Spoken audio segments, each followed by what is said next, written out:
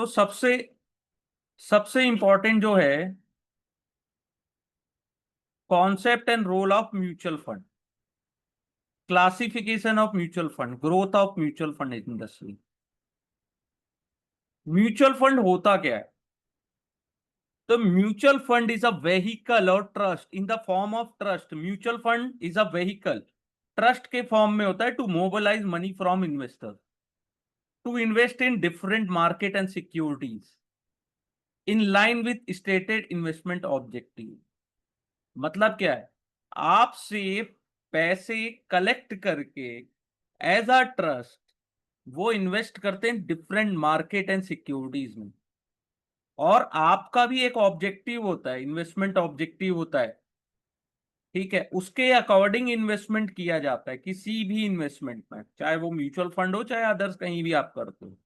ठीक है, investor can get access to equity, bond, money market and other securities. आप mutual fund के access के थ्रू इन सभी में इन्वेस्टमेंट कर सकते हैं।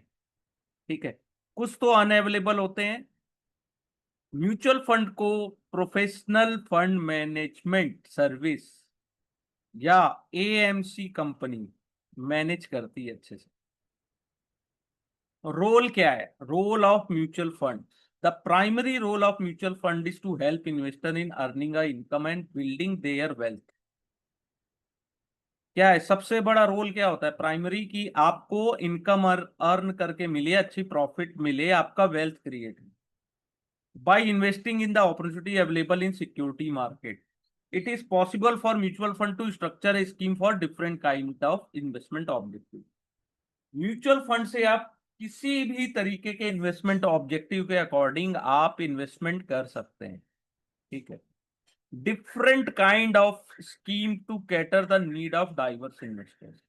ठीक है, आप वर्ड फंड एंड स्कीम इस पे फोकस करें। Various category of scheme are called funds. In order to ensure consistency, what is experience in market, ये workbook, this workbook go by industry practice. Industry में कैसी प्रैक्टिस चलती है। ठीक है, where a difference is required to be drawn, the scheme offering entities is referred as mutual fund or the fund. Money किससे rise होता है? Investor से। अल्टीमेटली बेनिफिट किसको मिलता है? गवर्नमेंट्स को, कंपनीज को और अदर एंटाइटीज को, डायरेक्टली और indirectly, for funding of various project और पेइंग फॉर वेरियस एक्सपेंसेस। ठीक है, the project that are facilitated through such financing other employment to people, the income they earn help them by good service offer by other company. ठीक है, overall economy को promote करता है। ठीक है, as a large investor, mutual fund can keep a check of operation of this investee company and their corporate governance and ethical standard. ठीक है, company, investee company का ऑपरेशन कैसा है, उसके कॉर्पोरेट गवर्नेंस कैसे है, एथिकल स्टैंडर्ड कैसा है। म्यूचुअल फंड से बहुत सारे लोगों की जीविका या लाइवलीहुड चलता है। Number of employees in mutual fund, distributor, registrar, various others providers. Higher employment, income output in economy boosts the revenue collection of government through tax and other means. Okay. Mutual fund can also act as a market stabilizer. In countering large inflow or outflow from foreign investors, mutual fund are therefore viewed as a key participant in capital market. ठीक है, 2022 में FPI ने बहुत ज्यादा sold किया, लेकिन mutual fund industry counter force in the form of demand for equity stock. ठीक है, for fresh inflowed into a scheme. FPI exit हो गए, यहाँ पे खुद लिखा हुआ है, देख लो। 2022 में एफपीआई ने बहुत ज्यादा हैवीली सेल किया मार्केट में। ठीक है, और उसको एब्जॉर्ब कौन किया? Mutual fund. म्यूचुअल फंड का इन्वेस्टमेंट ऑब्जेक्टिव क्या होता है? Mutual fund seek to mobilise money from all possible investors. Various investors have different investment preference and need. In order to accommodate this preference, mutual fund mobilize different pool of money. Each such pool of money is called mutual fund scheme. ठीक है, every scheme का pre announce investment objective होता है। Investor invest in mutual fund scheme whose investment objective reflect their own need and preference. ठीक है. The primary objective of various scheme from basic need of investors, जैसे safety, liquidity and return, ये main होते हैं basic needs. ठीक है. जैसे example of investment objective. Investment objective क्या है? आपको स्कीम ऐसी चाहिए जिसमें इनकम रीजनेबल इनकम बने, हाई लिक्विडिटी रहे. By investing in overnight security having a maturity of 1 business day. Overnight scheme securities का मैच्योरिटी एक दिन का होता है. ठीक है, तो इसे बोलते हैं ओवरनाइट फंड. आपको कैपिटल एप्रिसिएशन मिले और इनकम मिलते रहे तो आपके लिए इक्विटी फंड. आपका प्राइमरी ऑब्जेक्टिव है स्कीम का generate long term capital appreciation. ठीक है, predominantly in equity related security of company across the market cap. Fund also invest in डेब्ट एंड मनी मार्केट, उसको बोलते हैं हाइब्रिड फंड. फिर है the primary objective of scheme is to generate study stream of income through investment in fix income security, इसको बोलते हैं long duration डेब्ट फंड. ठीक है, तो 3 कॉम्बिनेशन होते हैं इन्वेस्टमेंट ऑब्जेक्टिव के, सेफ्टी, लिक्विडिटी एंड रिटर्न. ठीक है. It is in line with this objective that scheme would decide the investment universe. Type of security to invest in. ठीक है, कैसे सिक्योरिटीज में आप इन्वेस्टमेंट करना चाहते हैं. Mutual fund scheme are often classified in term of investment objective. What they aim to achieve or often in term of investment in universe. Where they invest. ठीक है, तो ये दो वेरी क्लोज रिलेशन होता है the two type of classification. Money जो mobilize होता है इन्वेस्टर से is invested by the mutual fund scheme in portfolio of security as per the stated investment objective, profit और loss. As the case might be belong to investor or unit holder, no other entity involved in mutual fund in any capacity participate in scheme profit or loss. ठीक है, कोई भी party profit और loss के लिए नहीं होती, उनको केवल फीस पेड होती है और कमीशन मिलती है. ठीक है, जो भी प्रॉफिट होता है या लॉस होता है वो यूनिट होल्डर्स का ही होता है. ठीक है. Investment policy of mutual fund. फिर वही लाइन लिखा हुआ है, each mutual fund scheme start with investment objective since mutual fund are investment vehicle that invest in different asset category. Mutual fund scheme return would depend on return generated by the underlying investment. आपने किसमें investment किया है उसके according. Once the investment objective is finalized, mutual fund scheme investment policies to arrive at to achieve the investment objective.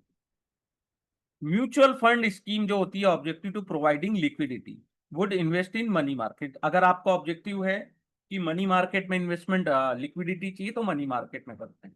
ठीक है, आपको long term capital gain चाहिए तो इक्विटी. अगर आपको लॉन्ग टर्म कैपिटल गेन भी चाहिए और थोड़ी इनकम भी चाहिए तो hybrid.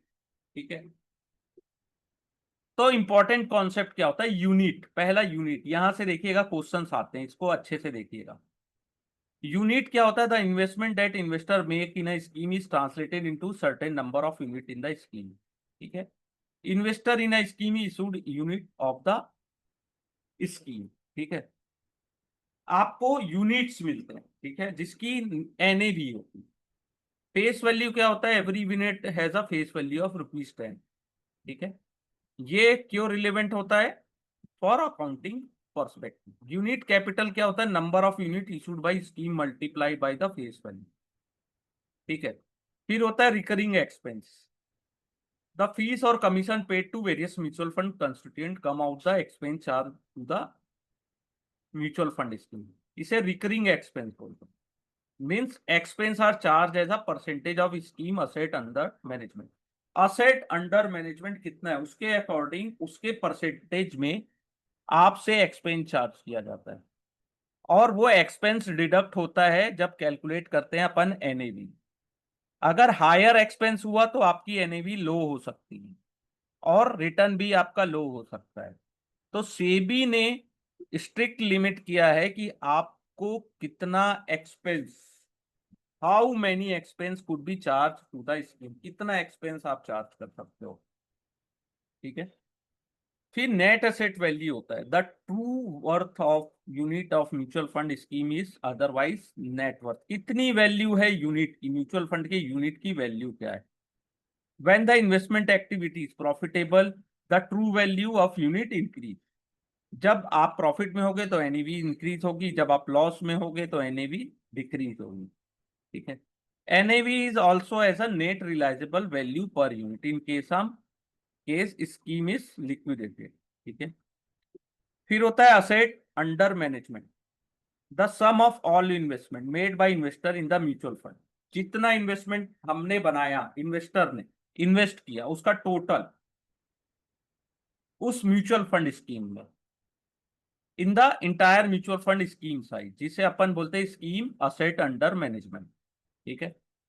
This can be obtain by multiplying the current NAV with the total unit outstanding. कितनी एनएवी चल रही है और आपके पास कितनी यूनिट है, ठीक है, उसको मल्टीप्लाई करने से भी असेट अंडर मैनेजमेंट निकल आता है। ठीक है।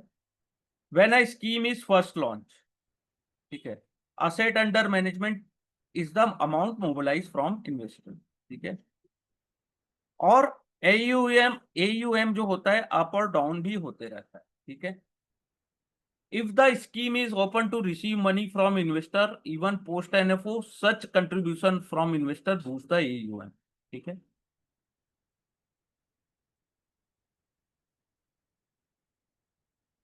एक ये वाला समझिएगा, इसका फुल फॉर्म आता है income distribution cum capital withdrawal. Dividend जब मिलता है ना स्कीम में, उसे बोलते हैं income distribution cum capital withdrawal option.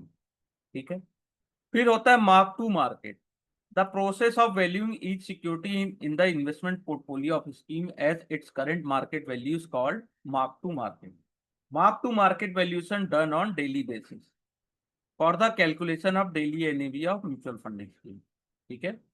Advantage क्या है म्यूचुअल फंड्स के, यहां तक कोई क्वेश्चंस है तो आप पूछ सकते हो, यहां तक कोई क्वेश्चंस है आप लोगों के तो। एडवांटेज क्या होता है म्यूचुअल फंड का, पहला प्रोफेशनल मैनेजमेंट होता है। Mutual fund offer investment the opportunity to earn और income or build their wealth through the professional management of their investable fund. There are several aspects of such professional management investing in line with the investment object. ठीक है। Professionally manage किया जाता है, इनकी एक team होती, fund manager होता है। ठीक है। इन्वेस्ट करना है अगर आपको सिक्योरिटी मार्केट में, तो आपको क्या करना पड़ेगा, ओपन और manage multiple account relationship such as broking account demat and other. ठीक है। आपका जो एफोर्डेबल पोर्टफोलियो डाइवर्सिफिकेशन होता है, जो आप म्यूचुअल फंड में इन्वेस्टमेंट करते हैं, तो ऐसा नहीं है किसी एक सिंगल स्टॉक में वो इन्वेस्टमेंट होता है, बहुत सारे स्टॉक्स में होता है। ठीक है। या तो उसमें डेप भी होता है, मनी मार्केट भी होता है। ठीक है। तो investor can proportionate ownership in diversified investment portfolio even a small investment of ₹500। आप 500 रुपए से भी अगर इन्वेस्टमेंट करते हैं, तब भी आप डाइवर्सिफाइड इन्वेस्टमेंट पोर्टफोलियो में इन्वेस्ट कर पाते हैं। Economy of scale, pooling of large sum of money from many investors make it possible for mutual fund to engage professional managers for managing investment, including investor with small amount to invest। ठीक है। Large investment corpus lead to various other economy of scale, जैसे cost related to investment research, office space get spread across investors, higher transaction volume make it possible to negotiate better term with broker banker and other services. ठीक है। फिर होती है transparency, बहुत ज्यादा transparent होता है क्योंकि सेबी के गाइडलाइन और रेगुलेशंस को यहाँ पे फॉलो किया जाता है। ठीक है। आपको scheme related document SID SAI and AIM portfolio disclosure NAV of scheme आप जब चाहो तब देख सकते हो। Liquidity, investor in financial market are struck with security of which they can not find a buyers. ठीक है। तो क्या होता है, इसमें लिक्विडिटी होती है, आप जब चाहो इजिली मार्केट से एग्जिट कर सकते। ठीक है। इनलिक्विड इन्वेस्टमेंट क्या होता है, जैसे आप जिससे एग्जिट टाइम यानी कि जिस प्राइस में चाहे उसमें नहीं कर पाते हैं, या जिसमें वॉल्यूम कम होता है, वो इलिक्विड इन्वेस्टमेंट होता है, ठीक है। उसके कारण क्या होता है, आपको लॉस ज्यादा होता है।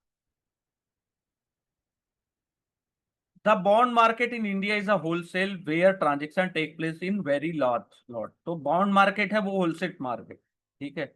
आप एज अ कॉमन इन्वेस्टर उसमें इन्वेस्ट नहीं कर सकते, लेकिन म्यूचुअल फंड के द्वारा आप उसमें पार्टिसिपेट कर सकते हैं इनडायरेक्टली, ठीक है। Investor in mutual fund scheme can recover the market value of their investment from mutual fund itself. Depending on structure of mutual fund scheme, this would be possible either at any time during a specific interval, only on closure of the scheme. Okay. If a material development take place related to investment in mutual fund, then such information is made available on time. ठीक है। Liquidity में बहुत easy, आप ये समझिए कि ऐसी security जिसको आप जब चाहो, जो मार्केट प्राइस चल रहा है उसमें अगर आप सेल नहीं कर पा रहे हो, या आपको आज सेल करना है तो आपको टाइम लग रहा है, 2 4 दिन 5 दिन साल भर लग जा रहा है क्योंकि आपको सेलर्स नहीं मिल रहे हैं, तो वो इलिक्विड होता है। फिर होता है tax difference. Mutual fund are not liable to pay tax on the income there. Mutual fund tax pay नहीं करता है, ठीक है। If such income were to be earned by the investor directly, then tax may have to be paid in the financial year. Mutual fund offer options whereby investor can let the money grow in the scheme for several years. Selecting such option, it is possible for investor to defer the tax liability. Okay? This help investor to legally build their wealth faster than would have been the case if they were to pay tax on an income each year.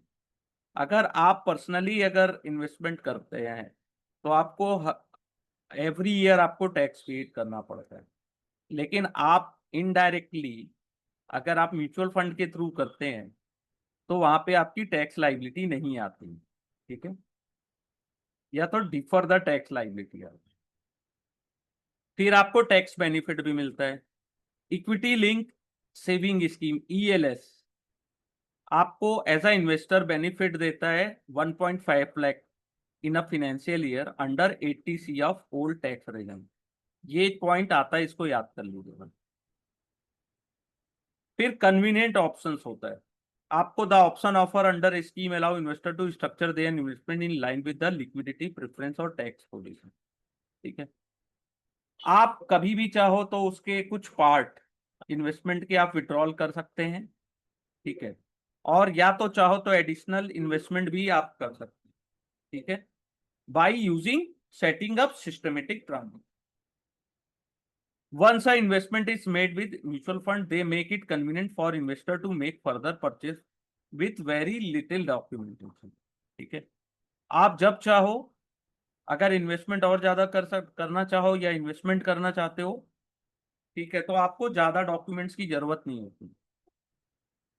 Regulatory comfort है कि SEBI regulate करता है, ठीक है, strict check करता है, ठीक है। सिस्टमेटिक अप्रोच टू इन्वेस्टमेंट, आप एसआईपी के थ्रू इन्वेस्टमेंट कर सकते हैं पर मंथ, विड्रॉल भी कर सकते हैं, सिस्टमेटिक विड्रॉल प्लान जितना आप चाहो डिफरेंट काइंड ऑफ स्कीम से, और एक फंड से दूसरे फंड में ट्रांसफर भी कर सकते हो सिस्टमेटिकली, उसको बोलते हैं सिस्टमेटिक ट्रांसफर प्लान, ठीक है। लिमिटेशन क्या है, लैक ऑफ पोर्टफोलियो कस्टमाइजेशन, ठीक है। Some brokerage and asset management firm offer portfolio management service to large investor. In PMS, investor has better control. अगर आप पोर्टफोलियो मैनेजमेंट सर्विस लेते हैं तो आपको बेटर कंट्रोल होता है ओवर सिक्योरिटी, आपने जो बाय किया या सेल किया, ठीक है। लेकिन म्यूचुअल फंड में आपको नहीं पता होता कि फंड मैनेजर क्या करता है, ठीक है, आपको केवल यूनिट होल्डर्स हो, ठीक है।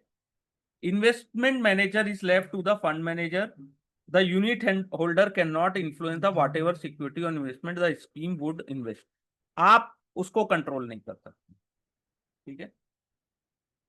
फिर choices overload, there are multiple mutual fund है offer by several mutual fund house and multiple option with in those scheme which make it difficult for investor to choose between them. Greater dissemination of industry information through various media and availability of professional advisor of mutual fund distributor in markets, ठीक है। तो बहुत सारा overload है, इतने fund है, इतने fund है, कहाँ इन्वेस्टमेंट करो हम। ठीक है, तो SEBI has introduce categorization of mutual fund to ensure uniformity in character of similar type of scheme. तो कैटेगराइज कर दिया गया है सेबी के द्वारा। ठीक है, कंट्रोल नहीं है आपका कॉस्ट में, आप इन्वेस्टमेंट कर रहे हैं, लेकिन उसमें एक सेबी ने लिमिट लगाई है कि आप इससे ज्यादा एक्सपेंस नहीं कर सकते, लेकिन आपका उसमें कोई कंट्रोल नहीं होता है। आप नहीं डिसाइड कर सकते कि एक्सपेंस क्यों ऐसा इतना एक्सपेंस क्यों है, या उसकी लोअर लिमिट। ठीक है, जैसे आप हम म्यूचुअल फंड में इन्वेस्टमेंट करते हैं तो उसकी एक्सपेंस फीस होती है, खर्चे लगते हैं। ठीक है, गारंटीड रिटर्न नहीं होता है, no guaranteed return. Mutual fund बोलते हैं ना, लगा लो पैसे बहुत बनेंगे, कोई गारंटी नहीं है। आप पास्ट के परफॉर्मेंस से भी ये डिसाइड नहीं कर सकते कि फ्यूचर में आपको पैसे अच्छे मिलेंगे कि नहीं मिलेंगे। ठीक है, आपको कोई गारंटी नहीं है। इन्वेस्टमेंट इन सिक्योरिटीज, आप कोई भी सिक्योरिटीज में इन्वेस्टमेंट करते हैं तो उसकी कोई भी गारंटी नहीं होती है। Point clear? ठीक है, क्लासिफिकेशन कैसा होता है म्यूचुअल फंड का? Different type of mutual fund categorize differently by the structure of the fund. Mutual fund scheme are structured differently, some scheme are open for purchase and repurchase on perpetual basis. Once the scheme launch, scheme remain open for transaction, hence the name of the category of open ended. Other क्या है, कुछ की fix maturity होती है। ठीक है, वो fix period के लिए ही एग्जिस्ट होता है, टिल मैच्योरिटी डेट। ठीक है, उसे बोलते हैं क्लोज एंडेड। एक होता है ओपन एंडेड, जिसमें आप कभी भी एंट्री ले सकते हैं, कभी भी एग्जिट ले सकते हैं, चाहे तो आप एनएफओ के द्वारा ले लीजिए या फिर सेकेंडरी मार्केट से खरीद लीजिए, और जब चाहो आज खरीदा कल सेल कर दो। क्लोज एंडेड में क्या होता है, इसकी फिक्स मैच्योरिटी होती है। Investor can by unit of close ended scheme from the fund only during its NFO. Investor can not ट्रांजेक्ट with fund after the NFO is over. NFO over के बाद आप उसमें ट्रांजेक्शन नहीं कर सकते। ठीक है, जब मैच्योरिटी पीरियड आता है, स्कीम वाउंड अप हो जाती है, यूनिट कैंसल्ड हो जाते हैं और आपको पैसे वापस आपके खाते में मिल जाते हैं। ठीक है, the fund make arrangement for liquidity post NFO. ये जो क्लोज एंडेड फंड है वो लिस्टेड होते हैं स्टॉक एक्सचेंज में। Such listing is compulsory for close ended scheme to provide liquidity to the investor. After the NFO, investor who want to buy unit will have to find seller to those unit in stock. ठीक है, तो ये होते हैं close ended scheme. फिर होता है interval, दोनों की क्वालिटी होती है, ओपन क्लोज। ओपन एंडेड है, क्लोज एंडेड है। क्लोज एंडेड कुछ दिनों के लिए वापस ओपन होता है कि आप उसको बाय कर सकते हो, और जो जिन्होंने बाय सेल यानी कि बाय किया है वो उससे एग्जिट कर सकते हैं। तो ये इंटरवल होते हैं, दोनों के फीचर्स होते हैं, open ended and close ended schemes के दोनों के फीचर्स होते हैं इसमें। बहुत इजी है। एक होता है ETF traded fund, exchange traded fund. ठीक है, ये भी म्यूचुअल फंड स्कीम है जो स्टॉक एक्सचेंज में ट्रेड होता है like another stock. This fund are track on index have a fix portfolio strategy. इस इनमें पैसिव होता है, जो इन्वेस्टमेंट होता है पैसिव नेचर का होता है। इसमें जो एक्सपेंस होते हैं वो डिफरेंट होते हैं, यानी कि लो होता है, सबसे लो एक्सपेंस ईटीएफ के होते हैं। ठीक है,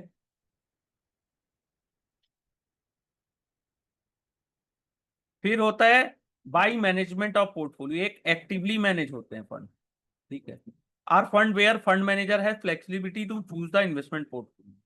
ठीक है, with the broader parameter of investment objective or scheme, since the increase the role of the fund manager, expense are running the fund turn into be higher। ठीक है, फिर होते हैं passive, invest on the basis of specific index whose performance it seek to track.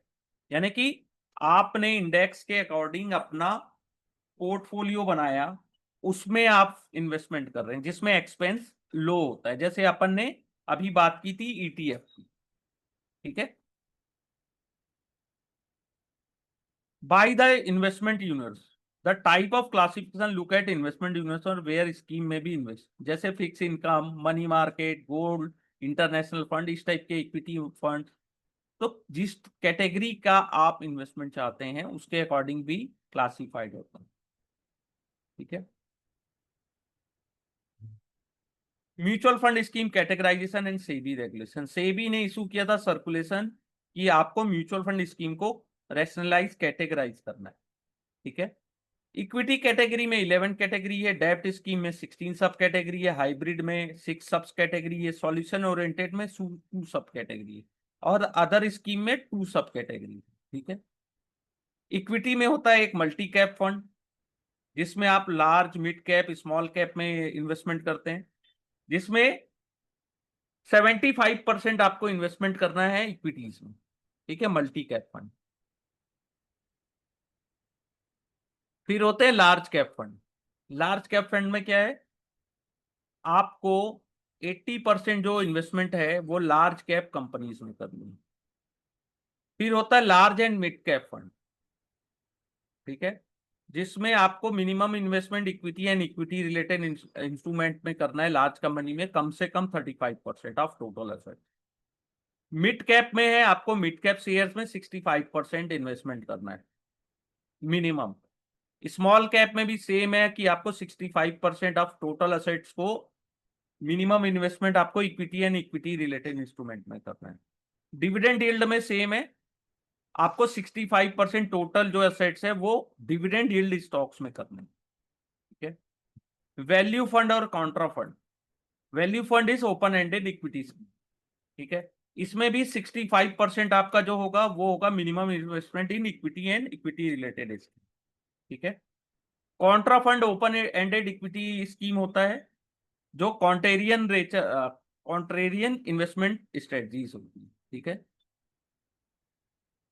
Focus fund यानी कि आपने maximum जैसे 30 stocks को फोकस किया, उसके अकॉर्डिंग आप इन्वेस्टमेंट करते हैं, इसमें भी 65% है। ठीक है। सेक्टोरल और थीमेटिक में 80% है। 80% असेट आपका सेक्टर या थीम के अकॉर्डिंग होगा। इक्विटी लिंक स्कीम में लॉक इन पीरियड होता है 3 इयर्स का और टैक्स बेनिफिट मिलता है। 80% टोटल असेट्स किसमें होते हैं, इक्विटी रिलेटेड इंस्ट्रूमेंट में, ये याद रखिएगा। फिर होता है फ्लेक्सी कैप, 65% आपको इक्विटी एंड इक्विटी रिलेटेड में करना है मिनिमम। ठीक है। फिर डेप्थ स्कीम है, ओवरनाइट फंड जिसकी मैच्योरिटी होती है केवल 1 दिन। लिक्विड फंड जिसकी मैच्योरिटी होती है 91 डेज की। ठीक है, आपको डेप्ट और मनी मार्केट इंस्ट्रूमेंट में करना है लेकिन maturity up to 91 days. Ultra short duration fund जिसकी मैच्योरिटीज होती है 3 month and 6 month. Low duration 6 to 6 month and 12 month. Money market instruments 1 साल से कम का जो ड्यूरेशन होता है वो मनी मार्केट फंड में जाता है। ठीक है। ये सब क्वेश्चंस आते हैं, अगर आप चाहो इसको डिटेल में पढ़ो, लेकिन ये पॉइंट जो मैं बता रहा हूं उसको याद रखना है आपको। Short duration fund 1 to 3 years, investment in डेब्ट and money market. Medium duration means 1 year to 4 years। ठीक है। Medium to long duration 4 year and 7 years। ठीक है। Long duration more than 7 year। Corporate bond जिसमें आपको 80% टोटल असेट जो है वो AA+ या अबव कॉर्पोरेट रेटेड बॉन्ड्स में करना है। क्रेडिट रिस्क में 65% of total asset in AA excluded AA+। ठीक है, credit risk. Banking and PSU fund में 80% आपको पब्लिक सेक्टर यूनिट, बैंक्स और पब्लिक फाइनेंस इंस्टीट्यूशंस में करना है। गिल्ड फंड में 80% आपका टोटल वैल्यू होगा गवर्नमेंट सिक्योरिटीज में। ठीक है। Guild fund with 10 year constant duration, उसमें भी 80% होगा लेकिन मैच्योरिटी होगी 10 साल। फिर होता है floater fund, open ended scheme होता है, फ्लोटिंग रेट ऑफ इंस्ट्रूमेंट होता है इसमें। ठीक है। फ्लोटिंग रेट इंस्ट्रूमेंट में आपको 65% इन्वेस्टमेंट करना है। हाइब्रिड स्कीम में, कंजर्वेटिव हाइब्रिड स्कीम में 75% एंड 90% ऑफ टोटल असेट इन डेब्ट इंस्ट्रूमेंट, ठीक है। इक्विटी होगा 10% एंड 25%। बैलेंस में, बैलेंस हाइब्रिड फंड में क्या होता है, इक्विटी रिलेटेड फंड में 40 और 60% बॉन्ड्स में, डेब्ट्स में। एग्रेसिव में क्या है, इक्विटी में 65% और 80%, या फिर डेब्ट में होगा 20 या 35% टोटल असेट्स का मिनिमम। मल्टी एसेट्स में 3 एसेट्स क्लासेस में minimum allocation at least 10% each segment, each classes. Arbitrage में equity and equity related instrument में 65% टोटल असेट्स का, जिसमें आर्बिट्राज के अपॉर्चुनिटीज हो। इक्विटी सेविंग में वही है 65%। सॉल्यूशन ओरिएंटेड में देखिएगा, यहां क्वेश्चन आता है, retirement fund open ended retirement solution होता है, लेकिन लॉक इन रहता है 5 साल के लिए टिल रिटायरमेंट, या तो रिटायरमेंट पहले आ जाए या तो 5 ईयर पहले आ जाए, ठीक है। चिल्ड्रन फंड सेम है, लॉक इन रहता है 5 ईयर के लिए, या तो बच्चा मेजर हो जाए या तो 5 ईयर कंप्लीट। क्वेश्चन आते हैं यहां से, इस इंडेक्स फंड या exchange traded fund 95% total index में इन्वेस्टमेंट होता है। फंड ऑफ फंड या मींस आपके पास म्यूचुअल फंड है ऑलरेडी, कोई स्कीम है उस पर आप इन्वेस्टमेंट कर, तो 95% उसमें जाएगा फंड ऑफ फंड, ठीक है। फिक्स मेच्योरिटी प्लान, जिसमें आप क्लोज एंडेड डेब्ट है, जहां पे duration of investment portfolio closely align to maturity of the scheme, fix है। Fix plan maturity fix. Target maturity date, जिसमें लिखा रहेगा कि 2 to 10 ईयर्स, ठीक है। यूनिक इन्वेस्टमेंट है, जिसमें fund are design to mature at specific date, specific date पे होगा 2 से 10 साल के बीच, लेकिन वो डेट आपको लिखा रहेगा। Matching maturity, minimize investment risk, providing predictable return. आपको ये पता होगा कि एक पर्टिकुलर डे है, उस ईयर के उस डेट में वो मैच्योर होगा। Capital protection oriented fund close ended hybrid scheme है। एक्सपोजर होता है इक्विटी और typically taken through equity derivative market. इसमें क्या होता है, 90 रुपए आपका इन्वेस्ट होगा 3 साल के लिए, to grow into 10 rupees 100 at maturity, और आपके कैपिटल को प्रोटेक्ट करने के लिए जो रिमेनिंग अमाउंट होता है वो इक्विटी डेरिवेटिव में इन्वेस्ट होता है, कि आपको ज्यादा से ज्यादा रिटर्न जनरेट करके मिले। इंफ्रास्ट्रक्चर डेब्ट स्कीम्स, इंफ्रास्ट्रक्चर आईडीएफ बोलते हैं, ठीक है। ये भी एक ट्रस्ट की तरह काम करता है। इसको कंपनी बेस्ड ऑन आईडीएफ को कौन नॉर्मली भी एनबीएफसी, जिसको रेगुलेट करता है आरबीआई। इंफ्रास्ट्रक्चर डेब्ट fund. Real estate mutual fund 75% किसमें होगा, रियल एस्टेट असेट्स में, ठीक है। At least 35% of portfolio should be held in physical assets, physical assets में होगा 35%, और not less than 75% real estate assets में। मॉर्गेज बैक सिक्योरिटीज में भी, इक्विटी और शेयर और debenture of company engage in dealing in real estate assets और undertaking real estate development project, ठीक है। Asset held for by the fund will value every 90 days by two valuers aggregate by credit agency. जो भी fund है उसकी जो valuations है वो 2 credited aggregated credit rating agencies के द्वारा किया जाएगा।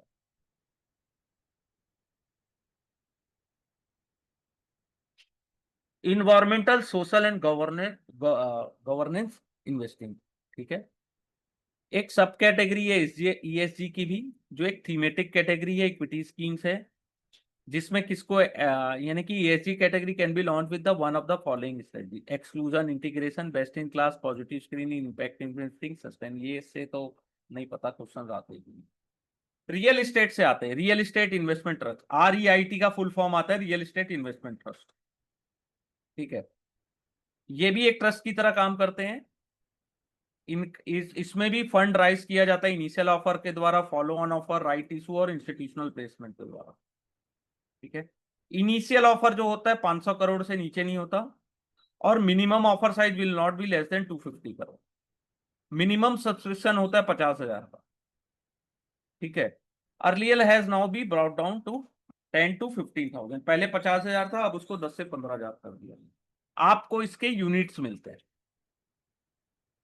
इंफ्रास्ट्रक्चर इन्वेस्टमेंट फंड, जो इंफ्रास्ट्रक्चर सेक्टर्स के बड़े प्रोजेक्ट हैं उसमें इन्वेस्टमेंट किया जाता है। ऑफर होता है नॉट लेस देन 250 करोड़, और not less then, propose asset होता है not less then 500 crore.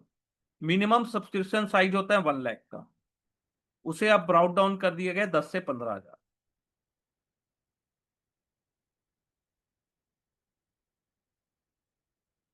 Any questions यहां तक?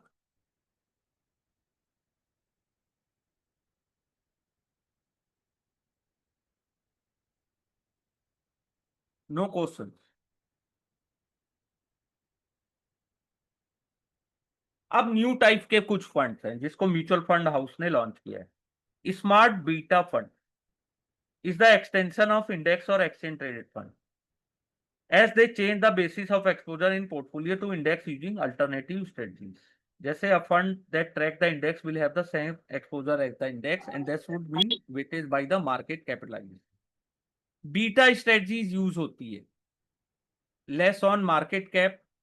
This could include thing like equal weightage और exposure based on additional parameter. Beta का, स्मार्ट बीटा फंड का क्या आइडिया है कि आपके रिटर्न को इंप्रूव करना, आपके इंक्रीज करना डाइवर्सिफिकेशन को, और रिड्यूस करना रिस्क को। सर इतने सारे फंड हैं, हाँ। क्या हम कस्टमर को समझाने जाएंगे तो इतने सारे फंड समझाएंगे कि मेजरली ऐसा? नहीं, जो जो आपको, जो देखिए मतलब फंड। इतने सारे वेरिएबल आपने बताया अभी, ये है वो, हाँ। हाँ। मतलब तो मतलब कस्टमर तो इसमें खुद ही कंफ्यूज हो जाएगा, हम खुद ही कंफ्यूज हो जाएंगे, इसको समझाए कौन सा? नहीं तो आपको पर्टिकुलर एक फंड को समझाना होगा, सब फंड को थोड़ी समझाना होगा। एक आपका ऑब्जेक्टिव होगा ना, आपको जिस फंड के लिए बोला जाएगा आप उसको समझो। ये तो आपको पढ़ाया जा रहा है, यहीं से क्वेश्चंस आते हैं बहुत सारे। बहुत इजी हाँ इजी है वो इसको मैंने देखा तो। था, काफी अब क्वेश्चन यहाँ से बताइए, उड़ जाते हैं है सर। ना, अब मैं बोलूंगा रियल इस्टेट फंड, तो भाई रियल इस्टेट है, रियल इस्टेट। इक्विटी फंड यानी इक्विटी को ज्यादा वेटेज दिया। डेप्ट यानी डेप्ट, बॉन्ड्स को ज्यादा प्रेफरेंस दिया गया। हाइब्रिड में दोनों मिक्स है। अब क्वेश्चंस आते हैं, बहुत इजी आते हैं, इसको पढ़ना जरूरी है डिटेल। कस्टमर आपसे ज्यादा जानता है। अगर बोल देगा what is smart beta fund, आपने तो पढ़ा ही नहीं था, मैंने तो आपको पढ़ाया ही नहीं। व्हाट इज क्वांट फंड, आजकल कस्टमर ज्यादा जानते हैं, उनके पास यूट्यूब है, उनके पास सोशल मीडिया, उनके पास नॉलेज हमसे ज्यादा है। वो तो बात सही है सर। इसलिए अगर मार्केट को में एक्टिव रहना है और कुछ बड़ा करना है, यानी कि सेल करने तो सब जाते हैं, लेकिन खरीदता तो उन्हीं से है ना इंसान जिसको कॉन्फिडेंस है, जिसको जिसको सब कुछ पता हो। आज के डेट में कस्टमर पूछता है क्वेश्चन, बताओ उनके रिप्लाई दो। नहीं दोगे नहीं खरीदेगा। या हो सकता है वो क्या होता है कि रिले आपसे दोस्ती यारी में, या फिर कोई होता है ना कि ठीक है ले लिए, लेकिन उतना आपको वो फंड का रियल जो जितना उसने सोचा था, 10 लाख, 1 लाख, 2 लाख जो भी, वो आपसे उतना इन्वेस्टमेंट नहीं कराएगा। उसी से कराएगा जिसको नॉलेज है। या फिर आपने फॉल्स इंफॉर्मेशन दे दी, बहुत ऊपर जाएगा, ऐसा होता नहीं। तो ये सब समझना जरूरी है अपने को, इसलिए तो मैं चैप्टर 1 2 को डिटेल में समझा रहा हूं। आप जितना ज्यादा डिटेल में स्टडी करोगे उतना फायदेमंद है। चैप्टर 1 to 4 तो कम से कम। ठीक है। फिर होता है क्वांट फंड। क्वांट फंड किस पे रिलाई करता है? Data analysis and number usually undertaken by machine to select the security in a portfolio. They are predetermined model that are created and these are derived through analysis of past data. The model that run through the emerging data to select holding and make decision about buying and selling. ठीक है। The human element is in decision making. ठीक है। Machine से select किया जाता है securities को, undertaken by machine to select the security in portfolio. Quants fund analysis और नंबर को कौन एनालिसिस करता है? यूजली मशीन के द्वारा। International REITs fund that invest in real estate investment trust abroad, बाहर के। ठीक है, इंटरनेशनल फंड होता है। Commercial real estate sectors in India too. ठीक है। थोड़ा इंटरेस्ट यहां भी लोगों का आने लगा है। फिर होता है स्पेशलाइज इन्वेस्टमेंट फंड, जैसे अल्टरनेटिव इन्वेस्टमेंट फंड, पीएमएस, ठीक है। एसआईएफ आपने सुना होगा। Over the year gap of emerging between mutual and PMS in term of portfolio creation of opting for new investment product. SEBI in recent amendment to SEBI mutual fund regulation has introduced new product line under the mutual fund specialized investment fund। इसके लिए कौन सा certificate है पता है आपको? SIF बनने के लिए, सेल करने के लिए, XIII, ये सर्टिफिकेट पास करना होता है NISM का, SIF डिस्ट्रीब्यूटर बनना है तो। मिनिमम रिक्वायर इन्वेस्टमेंट कितना है? 10 lakhs from the investor, SIF के लिए, ठीक है। इन्वेस्टमेंट स्ट्रेटजी यूजिंग SIF, ये वैसे पूछता नहीं है लेकिन मैं आपको पढ़ा दे रहा हूँ थोड़ा डिटेल में। ये जो येलो लाइन में लिखा है, इक्विटी लॉन्ग शॉर्ट फंड, ठीक है।